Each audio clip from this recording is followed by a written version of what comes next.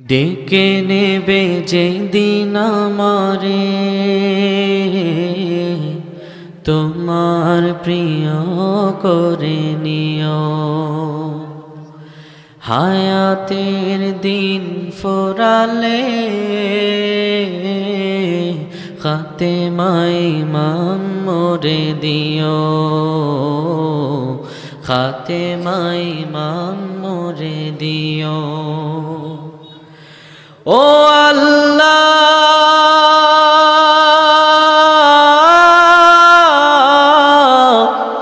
আল্লাহ কালিমা নসিব মোরে দিও। কালিমা নসিব মোরে দিও। তোমাকে করেছি পর দুনিয়া বুকে, দুনিয়া করেছে পাপে মরি ধুকে ধুকে।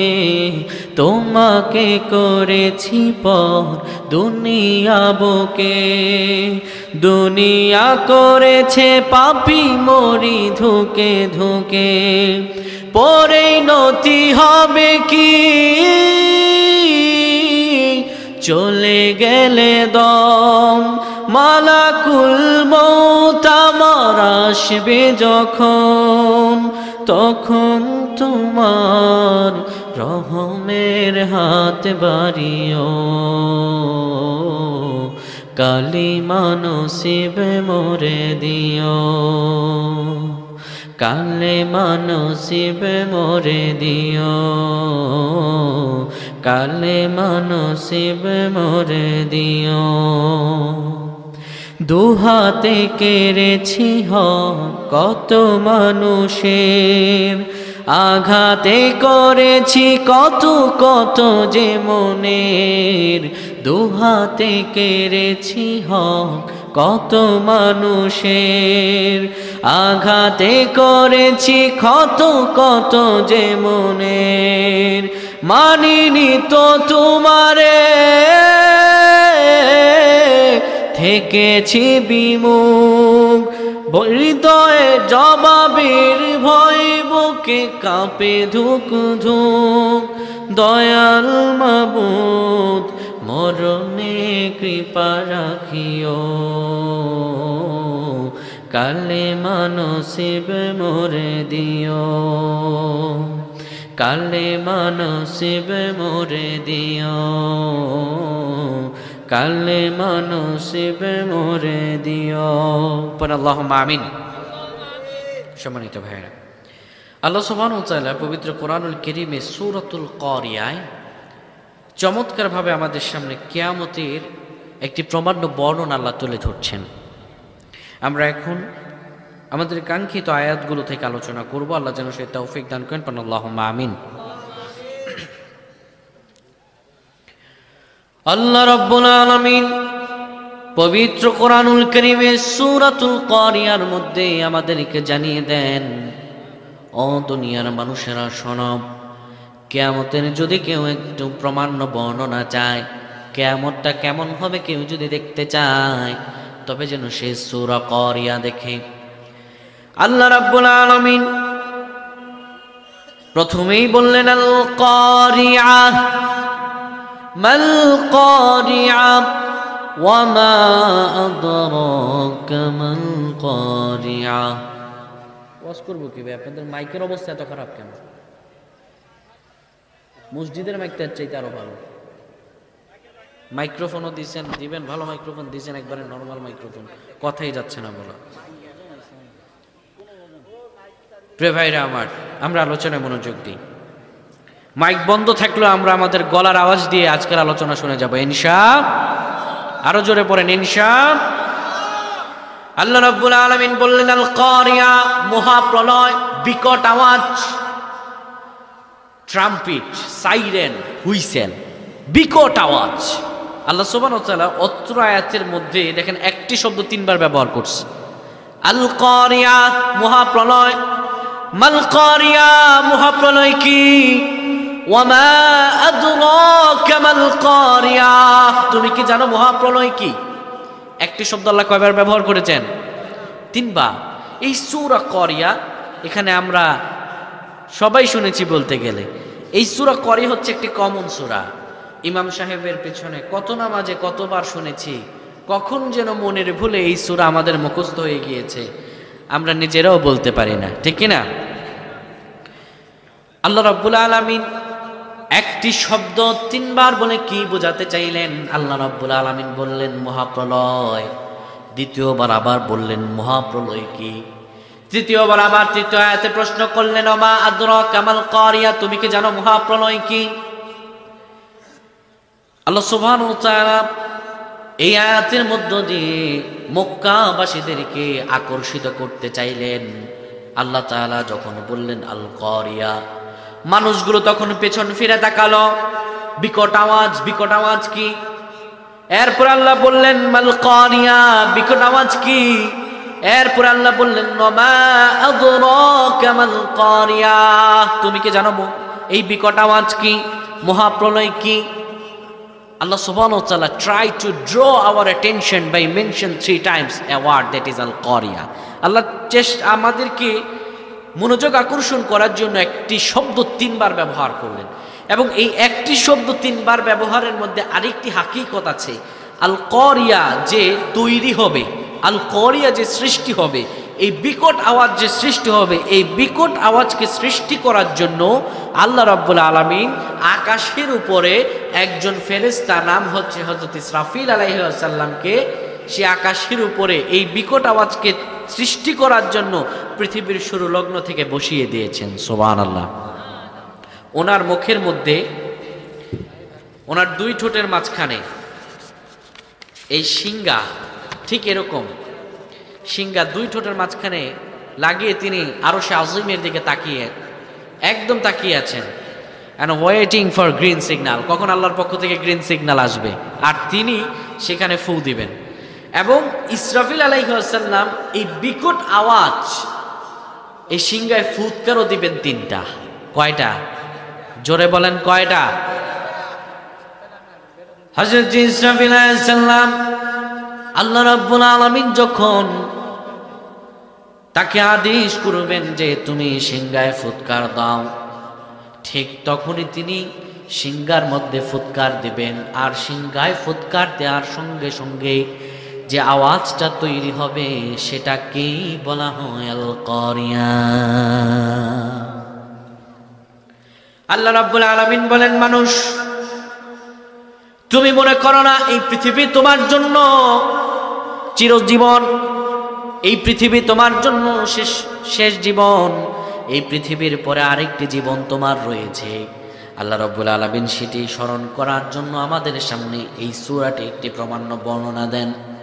আল্লাহ তাআলা বলেন, যখন আমি হযরত ইসরাফিল আলাইহিস সালামকে বলবো ইসরাফিল তুমি সিংহায় ফুৎকার দাও, প্রথম নাম্বার ফুৎকার যখন দেবেন আর কারিয়া মহাপ্রলয় বিকট আওয়াজ যখন শুরু হবে, মানুষগুলো বেকুল হয়ে যাবে। মানুষগুলো সেদিন কেমন অবস্থা হবে?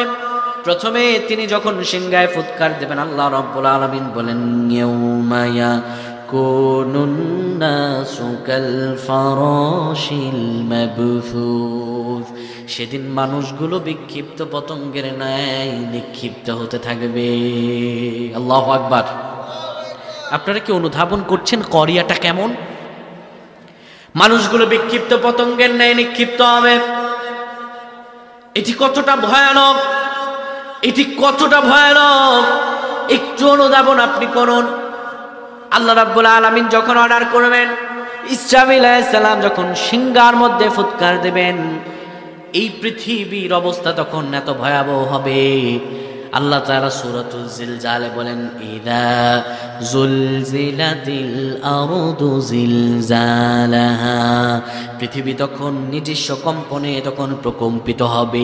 এই আপনি আমি যে বসে আছি, বৈজ্ঞানিক নিউটনের সূত্র, এই যে মধ্যাকর্ষণ শক্তি আপনাকে আমাকে জমিনের সঙ্গে রেখেছে আটকে, এই আটকে থাকা শক্তি সেদিন আর থাকবে না।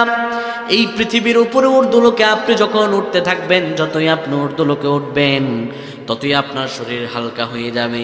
পৃথিবীর থেকে যখন মধ্যাকর্ষণ শক্তি ছুটে যায়, মানুষগুলো তখন ভাসতে থাকে। সেদিন কিয়ামত হওয়ার আগে যখন করিয়া আল্লাহ রাব্বুল আলামিন তৈরি করে দেবেন, যখন বিকট আওয়াজ তৈরি হয়ে যাবে, ইসরাফিল আলাইহিস সালাম যখন প্রথমে সিংহার মধ্যে ফুৎকার দেবেন, মানুষগুলো তখন বিক্ষিপ্ত পতঙ্গের ন্যায় নিক্ষিপ্ত হবে। এই বিক্ষিপ্ত পতঙ্গ কেমন, আপনাদেরকে আমি উদাহরণ দিয়ে আরো সহজভাবে বোঝাই। যখন দেখবেন এই যে শীতকাল আসছে, বিভিন্ন কাজের লোক বাড়ি বাড়ি এসে বলে আপনাদের কম্বল বানাতে হবে নাকি, আপনাদের তোশক বানাতে হবে নাকি, আপনাদের ল্যাব বানাতে হবে নাকি, আসে না অনেক লোক। এরা এসে কি করে, আপনার পুরান ল্যাব থেকে, আপনার পুরান তোশক থেকে তুলাগুলো বের করে, বের করার পরে এই তুলাগুলো পেটায়, পেটায় না? এই তুলাগুলো পেটানোর পরে লক্ষ্য করে দেখবেন, যখন এই কম্বল বানানো লোক, যখন এই তোশক বানানো লোক ওই তুলাগুলোকে পেটায়, পেটানোর মধ্য দিয়ে কিছু কিছু তুলার উলগুলো যেইভাবে এই তুলা থেকে নিষ্কৃত হয়ে উড়ে উড়ে বেড়ায়, ঠিক তেমন করে আল্লাহ রাব্বুল আলামিন বলেন মানুষগুলো সেই দিন এই তুলার মতো করে উঠতে থাকবে। আল্লাহু আকবার। বিক্ষিপ্ত পতঙ্গের ন্যায় নিক্ষিপ্ত হবে, মানুষগুলো বেদিশা হয়ে যাবে। শুধু তাই না, আল্লাহ রাব্বুল আলামিন আরো ভয়ানক কথা বলেন। আল্লাহ বলেন ওয়াতাকুনুল জিবালু কালঈনিল মানফুশ, সেদিন পাহাড়গুলো তুলার মতো ঘুরবে। আল্লাহু আকবার। ওয়াল জিবালা আওতাদা, এই পৃথিবীকে আল্লাহ তাআলা স্তব্ধ করেছেন এই পাহাড়গুলোকে পেরেক হিসাবে মেরে। সেই পাহাড়গুলো যখন উড়ে যাবে, পাহাড়গুলো যখন তুলার মতো উড়বে, আপনি আমি মানুষ কয় দিনের, আপনি আমি কতটুকু ওজনের, পাহাড়গুলো তুলার মতো উঠতেছে, মানুষগুলো উঠতেছে, কারো কোনো খোঁজ খবর নাই। অবস্থা বড় বেগতিক হয়ে যাবে। আল্লাহ রাব্বুল আলামিন বলেন যখন আমি বলবো করিয়া শুরু হবে, আর আসমানের উপর থেকে ইসরাফিল যখন সিংহায় ফুৎকার দেবে, একটা ফুৎকারের সঙ্গে সঙ্গে পৃথিবী নিজ কম্পনে প্রকম্পিত হবে। শুধু নিজ প্রকম্পনে কম্পিত হবে তাই নয়, ওয়া আখরাজাতিল আরদু আথকালাহা, সেদিন পৃথিবী তার ভেতর থেকে তার ভূগর্ভের জিনিসগুলো বের করে দিবে। তার ভূগর্ভে যে তার স্বর্ণ অলংকার রয়েছে, খনিজ পদার্থ রয়েছে, সবকিছু বের করে দিবে। যে মানুষগুলোকে হত্যা করা হয়েছে, যে মানুষগুলোকে কবরস্থ করা হয়েছে, মাটির নিচের মানুষগুলো উড়ে যাবে, সব উঠতে থাকবে, জমিন ফাঁক হয়ে যাবে। আল্লাহু আকবার। অনুধাবন করেন তো আপনি সেই সময়ের কথা। আল্লাহ রাব্বুল আলামিন বলেন কঠিনতম অবস্থা হবে, মানুষগুলো এই সব দেখে বলবে অকালাল ইনসানু মা লাহা, এর কি হলো, কেন পৃথিবী এমন করুণ পরিস্থিতির শিকার করল। প্রচন্ড রকমের অবস্থা কঠিনতম হয়ে যাবে। সেদিন আল্লাহ রাব্বুল আলামিন ইসরাফিল আলাইহিস সালামকে 3টা ফুৎকার দিতে বলবেন। একটা ফুৎকারের সঙ্গে সঙ্গে এমন অবস্থা, দ্বিতীয় ফুৎকার দিতে বলবেন, দ্বিতীয় ফুৎকারের সঙ্গে সঙ্গে সব মানুষগুলো মরে যাবে। আল্লাহু আকবার। কঠিন থেকে কঠিনতম পরিস্থিতি হবে। এই যে করিয়া বা এই মহাপ্রলয় হতে গেলে যে আল্লাহ রাব্বুল আলামিন সিংহায় ফুৎকার দেওয়ার কথা বললেন, এই সিংহায় ফুৎকারটা কতটা ভয়ানক আল্লাহ তাআলা সূরাতুল হজের 2 নম্বর আয়াতে আমাদেরকে জানিয়েছেন। আল্লাহ রাব্বুল আলামিন বলেন শুধুমাত্র একটা ফুৎকার যখন দেয়া হবে তখন অবস্থাটা কেমন হবে শোনো। রাব্বুল আলামিন বলেন ইয়াউমা তারাউনাহা তাযহালু কুল্লু মুরদিআতিন আম্মা আরদাআত ওয়া তাদউ কুল্লু যাতি হামলিন হামলাহা ওয়া তারান নাসা সুকারা ওয়া মা হুম বিসুকারা ওয়ালাকিন্না আযাবাল্লাহি শাদীদ। আল্লাহু আকবার। আমার আল্লাহ রাব্বুল আলামিন বলেন মানুষেরা শোনো, কেমন অবস্থা হবে একটু শুধু অনুভব করো। যে সময় মানুষগুলো কেউ কেউ বিভিন্ন কাজে থাকবে, কেউ বাজারে থাকবে, কেউ মসজিদে, কেউ টয়লেটে থাকবে। আল্লাহ রাব্বুল আলামিন বলেন শুধু তাই নয়, কোন মা তার সন্তানকে দুধ পান করাবে, আবার কোন মায়ের গর্ভে সন্তান থাকবে। কিন্তু গগন বিদারী সেই শব্দ যখন শুরু হয়ে যাবে, সেই করিয়া যখন শুরু হবে, সেই মহাপ্রলয় যখন শুরু হয়ে যাবে, যখন আওয়াজ শুরু হবে সিংহায় প্রথম নাম্বার সেই ফুৎকার দেওয়ার সঙ্গে সঙ্গে ইয়াউমা তারুনা তাযহালু কুল্লু মুরদিআতিন আম্মা আরদাত, মানুষগুলো মাতালের ন্যায় হেলতে দুলতে থাকবে। আল্লাহ বলেন তারা মাতাল নয়, কিন্তু মানুষগুলো মাতালের মতো হেলতে দুলতে থাকবে। এত গগনবিদারী শব্দের প্রকটের কারণে মানুষগুলো নিজের অস্তিত্বহীন হারিয়ে ফেলবে। শুধু তাই নয়, আল্লাহ তাআলা বলেন হামলিন হামলাহা, সেদিন গর্ভবতী মায়েরা কখন যেন গর্ভ থেকে সন্তান খালাস হয়ে যাবে, টেরও পাবে না, টেরও পাবে না, কোনো টের পাবে না। গর্ভবতী মায়ের সন্তান কখন যেন খালাস হয়ে গিয়েছে বিন্দু পরিমাণও টের পাবে না। ওয়াতারান্নাসা সুকারা ওমা হুম বিসুকারা, মানুষগুলো নেশাগ্রস্তের মতো হয়ে থাকবে, কিন্তু তারা নেশাগ্রস্ত নয়।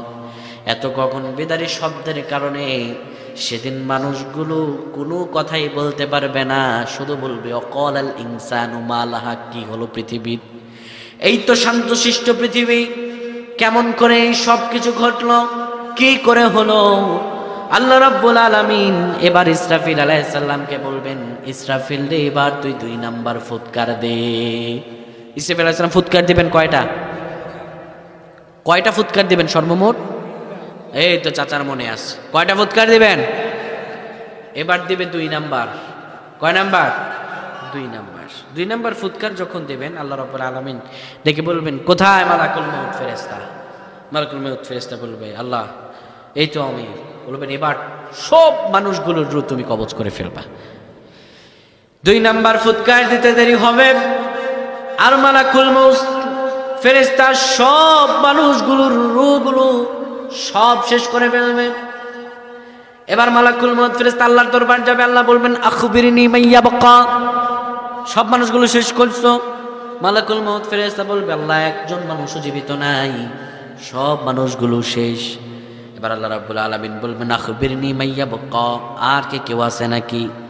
এবার মালাকুল মউত ফেরেশতা বলবে, আল্লাহ মানুষগুলো তো নাই, এবার আছে জিন। এবার কে আছে? মালাকুল মউত ফেরেশতা কিন্তু জিনদের রূহ কবজ করে। জিনদের ব্যাখ্যা কি জানেন? জিসমুন নারী ইয়াতাশাক্কালু আশকালিন বিমুখতালিফা, এরা হচ্ছে আগুনের তৈরি, এরা যে কোনো অবয়ব চায় ধরতে পারে, এদের সব খালি চোখে দেখা যায় না। সব জিনগুলোকে যখন শেষ করে ফেলবে, সবার শেষে একজন জিন মিস্টার ইবলিস।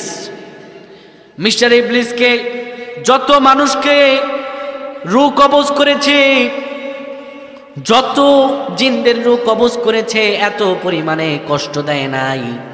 সব চাইতে বেশি কষ্ট দিয়ে যার রূহ কবজ করা হবে সে হলো শয়তান ইবলিস। তার রূহ সবচাইতে বেশি কষ্ট দিয়ে তার রূহ কবজ করা হবে। এরপর আবার চলে যাবেন আল্লাহর কাছে, আল্লাহ বলবেন আখবিরনি মাইয়া বাকা, আর কে কে বাকি? মালাকুল মউত ফেরেশতা বলবে, আল্লাহ মানুষগুলো শেষ, মানুষগুলো শেষ, জিনগুলো শেষ, এবার বাকি আছে ফেরেশতা কুল। যেই ফেরেশতারা পৃথিবীর শুরু লগ্ন থেকে শুরু করে সেই কিয়ামতের আগ পর্যন্ত জীবিত, যারা আল্লাহর তাসবিহ এবং বিভিন্ন কর্ম কাজে লিপ্ত, আল্লাহ রাব্বুল আলামিন বলেন ওই ফেরেশতাদের রূহ কবজ করো।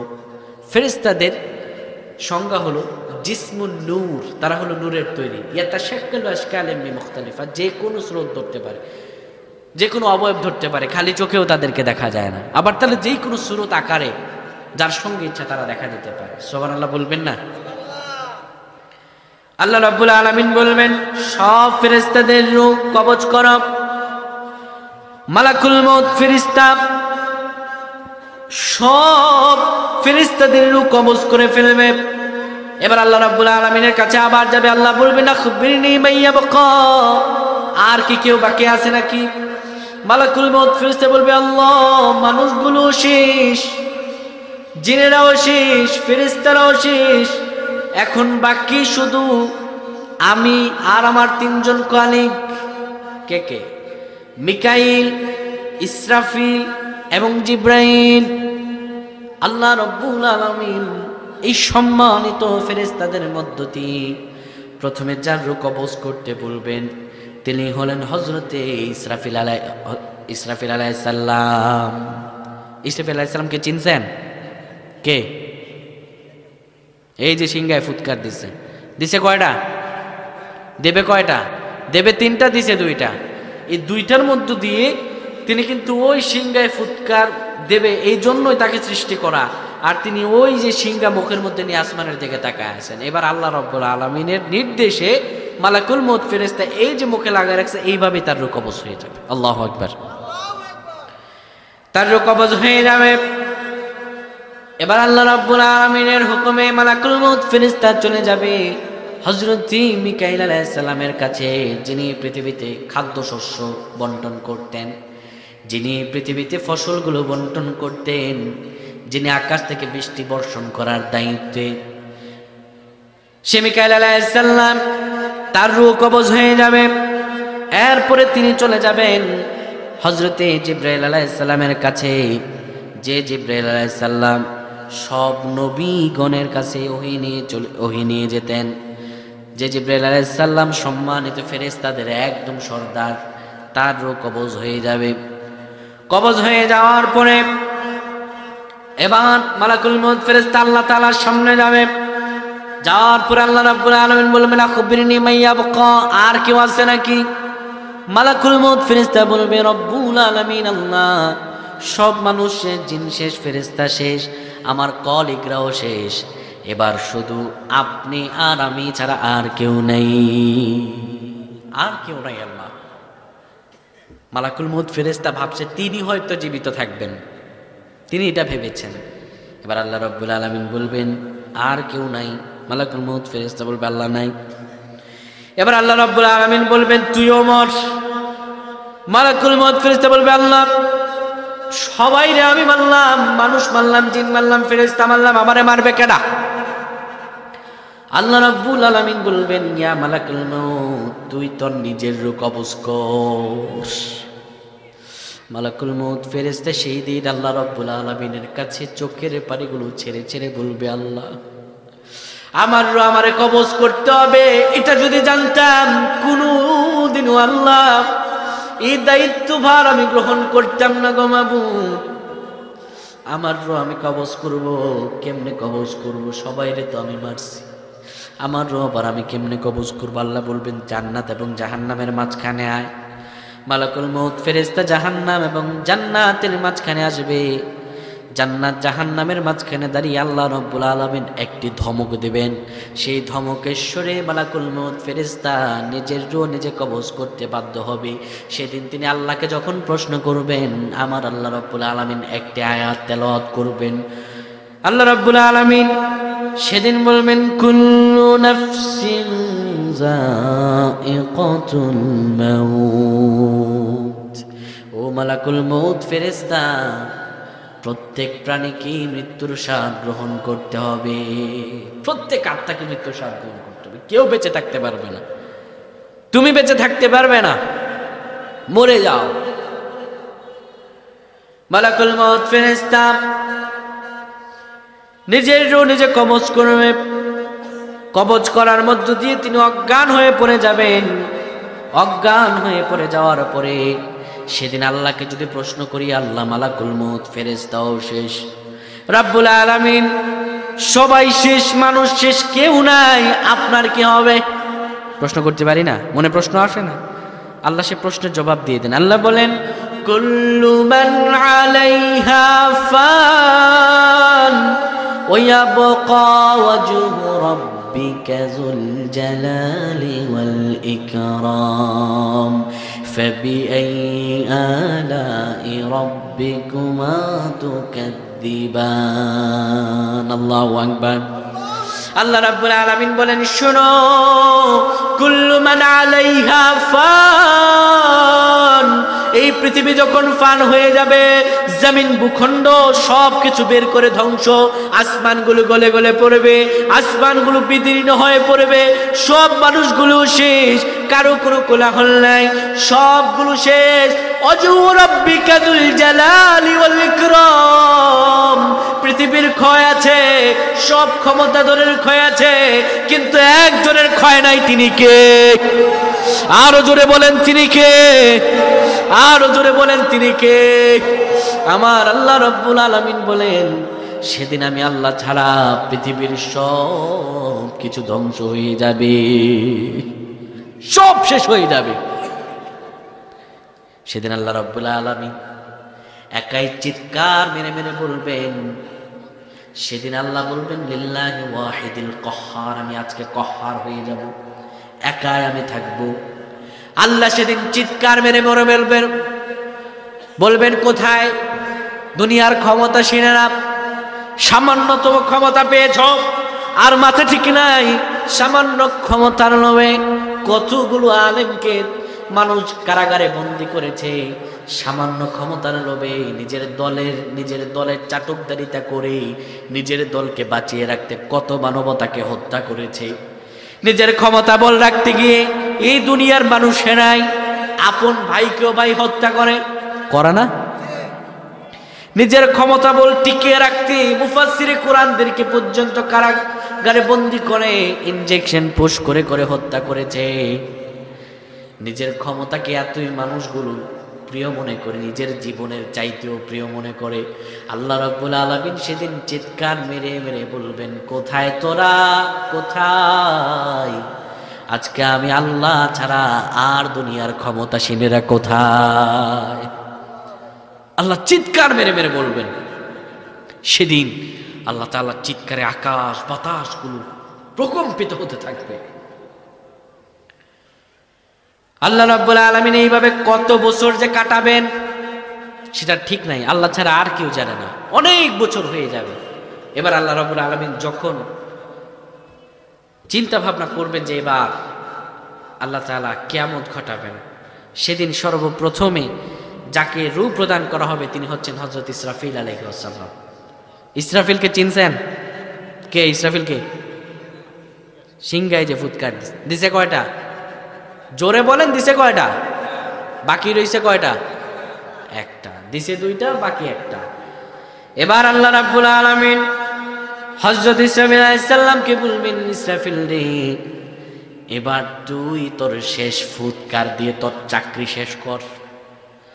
এবার হযরত ইসরাফিল আলাইহিস সালাম সিংহার মধ্যে তিন নাম্বার ফুৎকার দিবেন।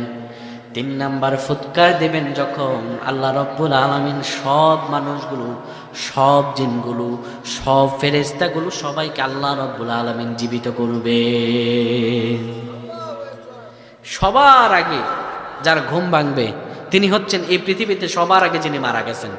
পৃথিবীর সর্বপ্রথম মৃত মানুষের নাম কি বলেন দেখি, আপনারা পারেন কিনা? পৃথিবীতে মানুষের মধ্যে সবার প্রথমে কে মারা গেছে? বাবা হাবিল, এই তো জানেন, একজন জানছেন আর কি। সবার প্রথমে কে মারা গেছে? হযরতে হাবিল। তিনি ঘুম থেকে উঠবেন, ঘুম থেকে ওঠার পরে তিনি বলবেন, ক্বালু ইয়া ওয়াইলানা মান বা'আথানা মিন মারকাদিনা। তিনি বলবেন, আমার ঘুম ভাঙালো কে? চিৎকার মেরে মেরে বলবেন, কে ঘুম ভাঙালো? এতদিন আমি ঘুমিয়েছি, পৃথিবীর শুরু লগ্নে যে ঘুমিয়েছি, এখন ঘুম থেকে উঠলাম, দীর্ঘ ঘুমে আমার শরীর ব্যথা হয়ে গিয়েছে, কে ঘুম ভাঙালো? মানুষগুলো চিৎকার মেরে মেরে বলবে, কে ঘুম ভাঙালো? সেদিন আওয়াজ আসবে, হাযা মা ওয়া'দার রহমান ওয়া সাদাকাল মুরসালুন। সেদিন আওয়াজ আসবে, হাযা মা ওয়া'দার রহমান, এটি রহমানের ওয়াদা, এটি তোমার রব প্রতিপালকের ওয়াদা। আজকেই সেই দিন যেদিন তোমাদেরকে একত্রিত করা হবে, আর সেই দিনের নামই হচ্ছে কিয়ামত। সেদিনের নাম কি? কিয়ামত। কিয়ামত শব্দের অর্থ হচ্ছে একত্রিত করা, মহাসমাবেশ। সেদিন মানুষগুলো উঠবে সেই কিয়ামতের ময়দানে, যারা থাকবে সবাই পাক্কা ঈমানদার। কথা কন না কেন? কিয়ামতের ময়দানে যারা থাকবে সবাই পাক্কা ঈমানদার। সেখানে কাফেরও থাকবে, মুনাফিকও থাকবে। সেখানে যেইভাবে আল্লামা সাইদিও থাকবে, সেখানে হাসিনাও থাকবে, ঠিক কিনা? হাসিনা পাক্কা ঈমানদার? আরে কি বলে, 70 রাকাত তাহাজ্জুদ পড়ছে, যে ঘুম থেকে উঠেই যায় নামাজ করতে, তারে আপনারা বলেন ঈমানদার না? ঈমানদার না, সে হচ্ছে মদখোর ঈমানদার। তাই বলেই তো বঙ্গভবনের ভিতরে পোলাপান গিয়ে বড় বড় মদের বোতল পেয়েছে। এখন অবশ্যই ইন্ডিয়াতে বরঞ্চ মদ খাচ্ছে, আমরা জানি না, আল্লাহু আলাম। সেই কিয়ামতের ময়দানে হাসিনাও থাকবে, সাইদিও থাকবে, ঠিক কিনা? সেই কিয়ামতের ময়দানটা বড়ই সহজ। সহজ না? কোনো মতে সতে আল্লাহ রাব্বুল আলামিনকে বলবো, মালিক দুনিয়াতে যত সম্পদ আছে কোনো মতে সতে আপনার নামে সব সম্পদগুলো লিখে দিলাম।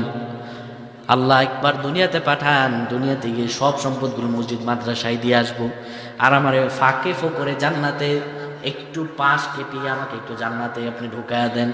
আল্লাহ রাব্বুল আলামিন সেদিন আপনার থেকে ঘোষ নেবেন, ঘোষ নিয়ে আপনার জান্নাতে সুন্দরভাবে পাঠায়া দেবেন। সহজ না বিষয়টা? কেমন অবস্থা হবে আল্লাহ রাব্বুল আলামিন এই কিয়ামতের দৃশ্যকে সূরাতুল হাদীদে তুলে ধরেন। আল্লাহ বলেন সেদিন মুমিনদের অবস্থা হবে কেমন, কাফেরদের অবস্থা হবে কেমন, মুনাফিকদের অবস্থা হবে কেমন। শোনো, রাব্বুল আলামিন বলেন ইয়াউমা তারা, তুমি দেখতে পাবে, এটা রাসূল সাল্লাল্লাহু আলাইহি ওয়াসাল্লামকে বলছেন, তুমি দেখতে পাবে আল মুমিনিনা ওয়াল মুমিনাত, মুমিন পুরুষ এবং মুমিন নারীদেরকে, ইয়াসআ নূরুহুম বাইনা আইদিহিম ওয়া বিআইমানিহিম, মুমিন পুরুষ এবং মুমিন নারীদের যাদের ডান দিক থেকে আলো ছুটবে আর সামনের দিক দিয়ে আলো বের হবে, অর্থাৎ এই আলোটা হলো ঈমানের আলো। রাসূল সাল্লাল্লাহু আলাইহি সাল্লাম বলেন সবার ঈমান তো এক নয়, যার ঈমান যত বেশি, যার ঈমান যত বেশি হবে তার আলো হবে তত বেশি। আল্লাহু আকবার। রাসূল সাল্লাল্লাহু আলাইহি সাল্লাম আলোটাকে এইভাবে ভাগ করেন, কারো কারো আলো হবে এত প্রখর এক শহর থেকে আরেক শহর পর্যন্ত দেখা যাবে। আল্লাহু আকবার। কারো কারো আলো হবে এমন এক গ্রাম থেকে আরেক গ্রাম দেখা যাবে, আর কারো কারো আলো হবে এমন যার আলোগুলো টিমটিমে আলো, কোনো মতে একটা পা ফেলতেছে এইটুকু জায়গায় দেখা যাবে। যদিও তাদের আলো কম, তবুও তারা ঈমানদার, তবুও তাদের আলো আছে, ঠিক কিনা? তারা তাদের আলো নিয়ে এক এক করে আল্লাহ রাব্বুল আলামিনের জান্নাতের দিকে ছুটবে, জান্নাতের দিকে ছুটবে।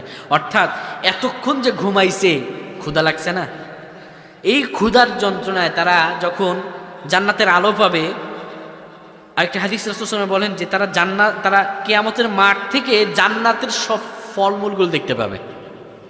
ধরেন আপনি তীব্র ক্ষুধার্ত, কাজ করছেন, ধরেন মাটি কাটছেন একবেলা, 3-4 ঘন্টা মাটি কাটার পরে বাড়িতে আসছেন, এখনো রান্না বান্না হয় নাই, চুলার মধ্যে গরুর মাংসগুলো বসানো, সবে মাত্র যদি মাংসগুলো দেয় আপনার মনে চাইবে আমি কাঁচা মাংস খেয়ে ফেলি, ঠিক কিনা?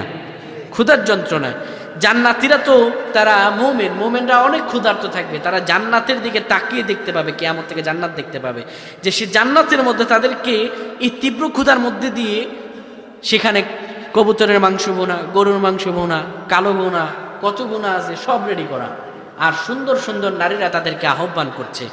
এই অবস্থা দেখার পরে তাদের তো আর মাথা ঠিক নেই, দেউরাতে থাকবে কে কার আগে যেতে পারে।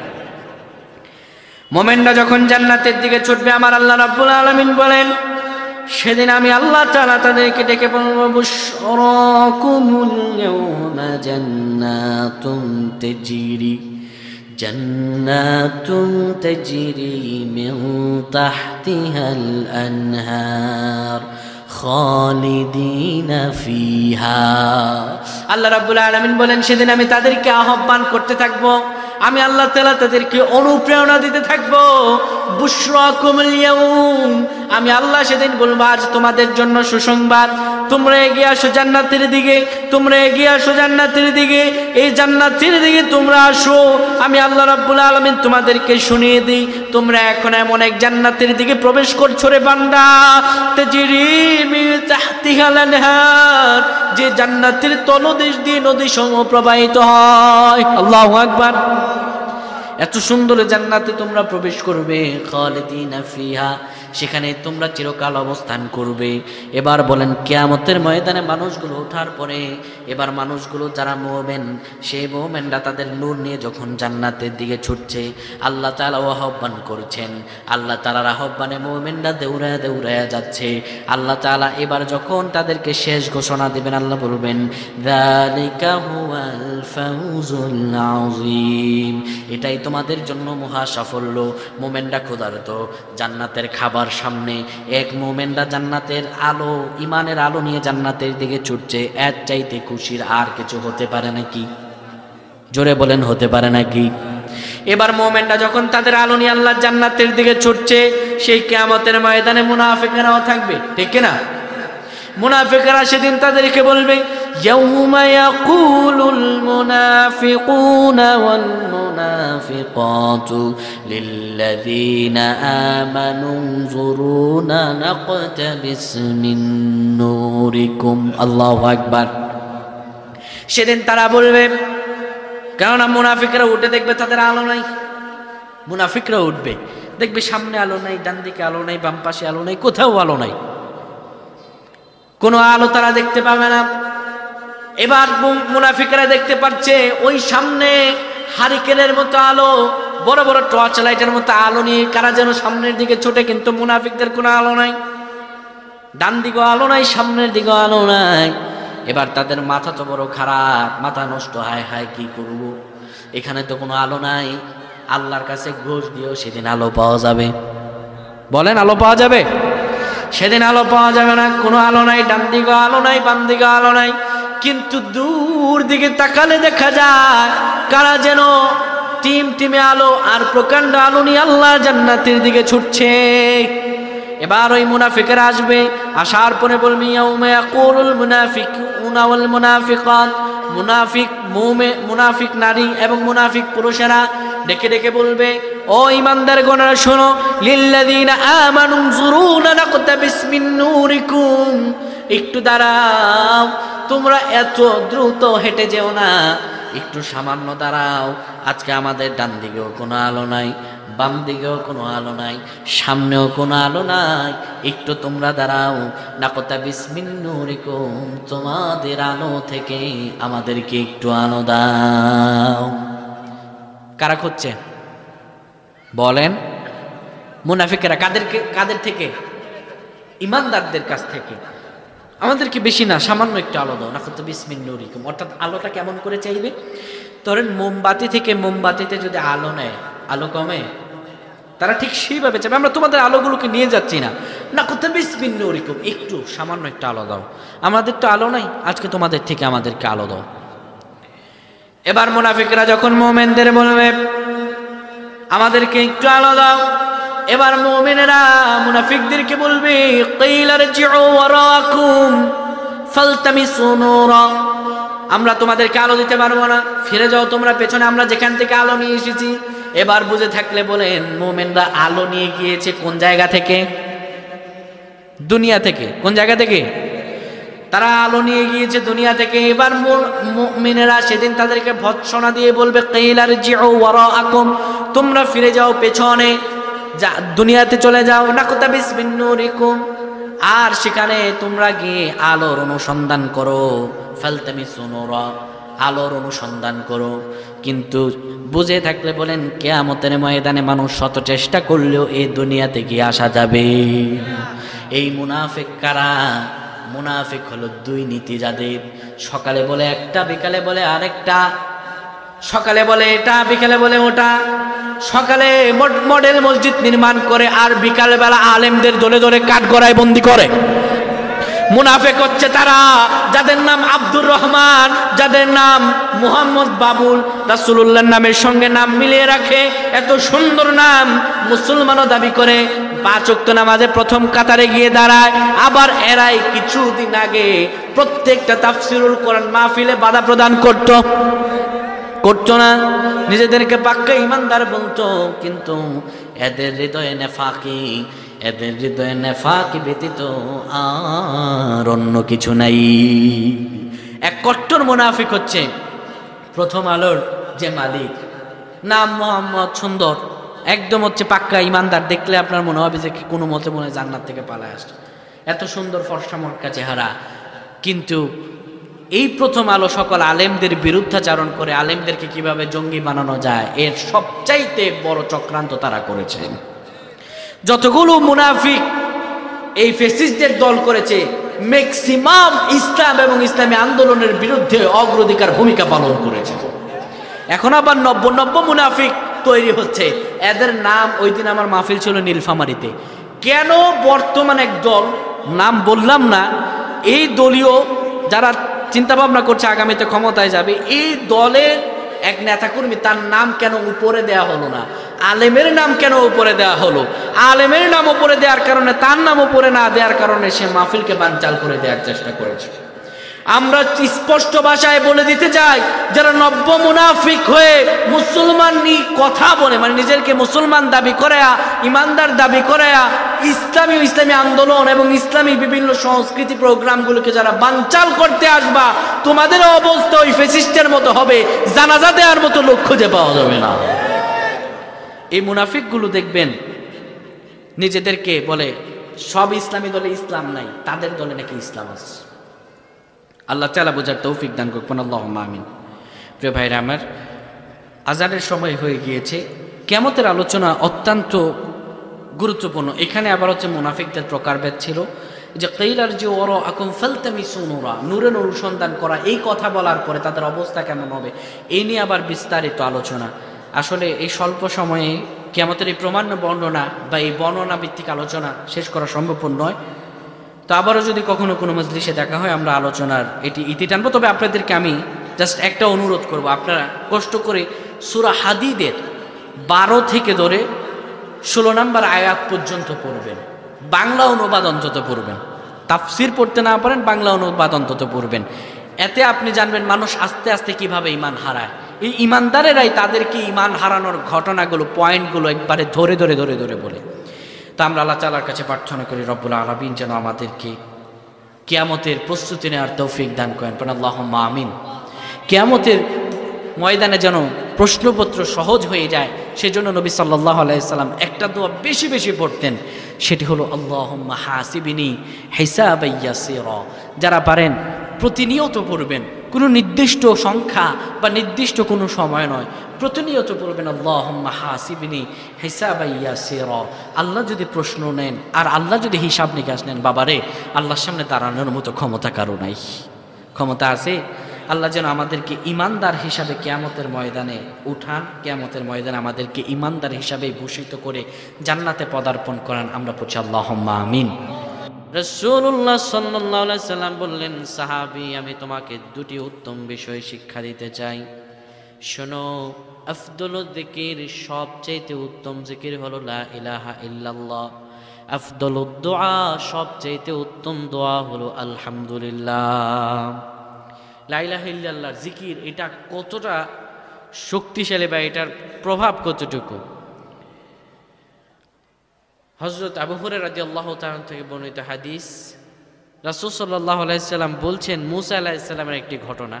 সেখানে আল্লাহ তাআলা বলছেন 7 আসমান 7 জমিনকে যদি একটি পাল্লায় রাখা যায় আর অপর পাশের পাল্লায় যদি লা ইলাহা ইল্লাল্লাহ রাখা যায়, 7 আসমান 7 জমিন থেকে লা ইলাহা ইল্লাল্লাহর ওজন হবে সবচেয়ে বেশি। সুবহানাল্লাহ বলবেন না? তা আমরা একটু জিকির করি, লা ইলাহা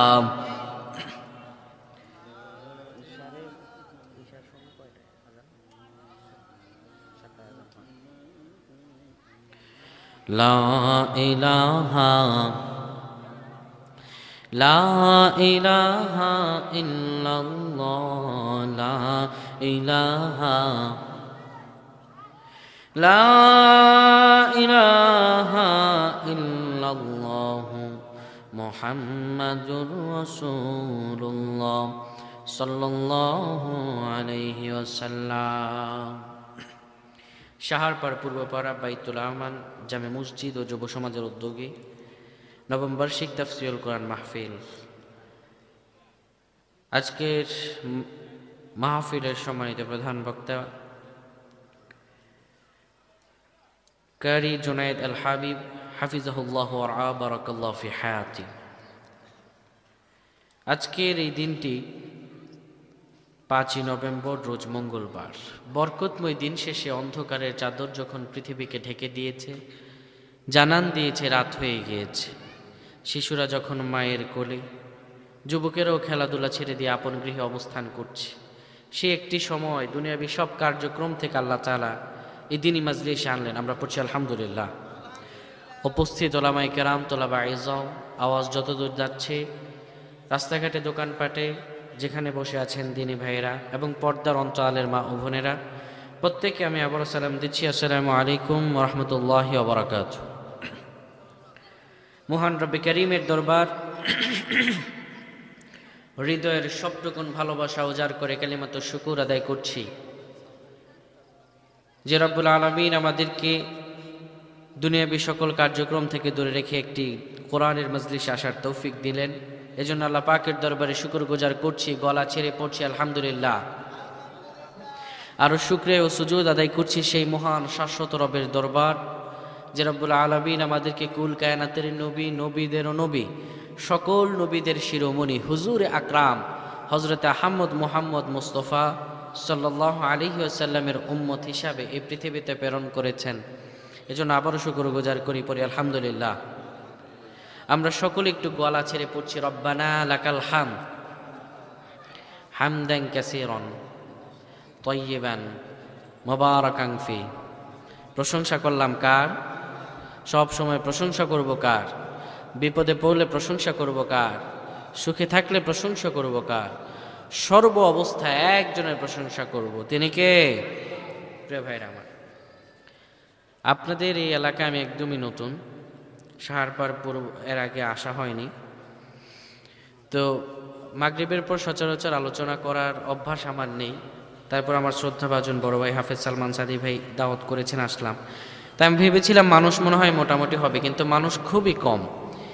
তো আমার আলোচনাগুলো চেষ্টা করি কিছু শেখানোর জন্য। তো যিনি শিখাবেন তিনি শিক্ষক, আর যারা শিখবেন তারা হয় ছাত্র, ঠিক কিনা? ছাত্র যত কমই হোক, যদি ছাত্র ভালো হয়, শিক্ষক শিখিয়ে মজা পায় না? তা আপনারা আশা করি এখান থেকে কিছু শিখে যাবেন আচ্ছা, শিখতে গেলে পরে এই যে দূরে দূরে থাকলে, এত দূরে একজন বসে থাকলে আমার তো মনে হবে যে আপনারা দূরে আছেন, কথা শোনা যাবে না, রেসপন্স পাওয়া যাবে না। একটু বাবা একটু সামনে চলে আসেন, একটু কষ্ট করে সামনে চলে আসেন। আমরা ইনশাআল্লাহ আলোচনায় ঢুকে যাব এখনই। একটু কষ্ট করে সামনে চলে আসেন, আপনাদেরকে বেশিক্ষণ কষ্ট দেব না, স্বল্প সময় কষ্ট দেব ইনশাআল্লাহ।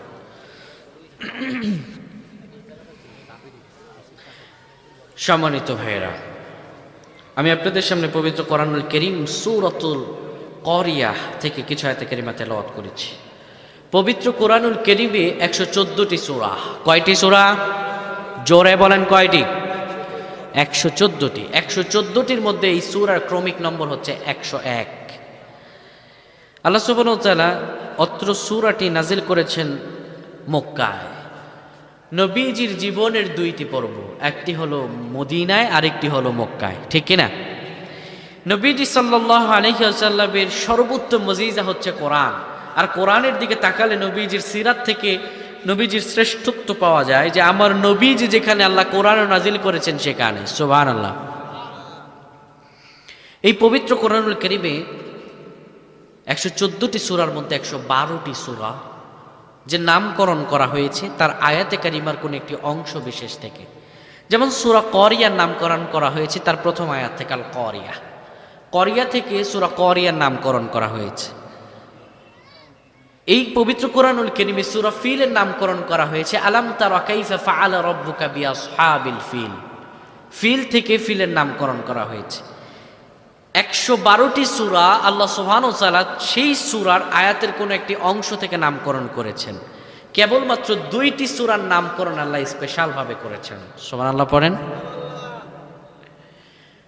আল্লাহ রাব্বুল আলামিন 2টি সূরা স্পেশাল ভাবে নামকরণ করেছেন, একটি হচ্ছে সূরা ফাতিহা আর একটি হলো সূরা ইখলাস। সূরা ফাতিহার মধ্যে আপনি ফাতিহা শব্দ পাবেন না, আবার সূরা ইখলাসেও ইখলাস শব্দটি পাবেন না। সুবহানাল্লাহ। তো আমার একটা আদত হচ্ছে আলোচনার পূর্বে আমি আলোচনার প্রাসঙ্গিক অনুযায়ী একটা নাশিদ গিয়ে থাকি, যদি আপনারা শোনেন তাহলে শোনাবো। শুনবেন? আচ্ছা, যেহেতু আজকের আলোচনাটা আমরা কিয়ামত পর্বের দিকেই এবং মৃত্যুর পরজীবন নিয়ে আলোচনা করব। তো আমাদের মৃত্যু যেন ঈমানের সহিত হয়, এটি আমাদের প্রার্থনা আছে না নাই? সেই প্রার্থনা আল্লাহ তাআলার কাছে করছি। আল্লাহ তাআলা আমাদের সকলকে সহি বুঝ দান করুক এবং আলোচনার ভুল ত্রুটিগুলো মার্জনা করুন। আমরা পড়ছি আল্লাহুম্মা আমিন ওয়া আখিরু দাওয়ানা আনিল হামদুলিল্লাহি রাব্বিল আলামিন। আসসালামু আলাইকুম ওয়া রাহমাতুল্লাহি ওয়া বারাকাতুহু।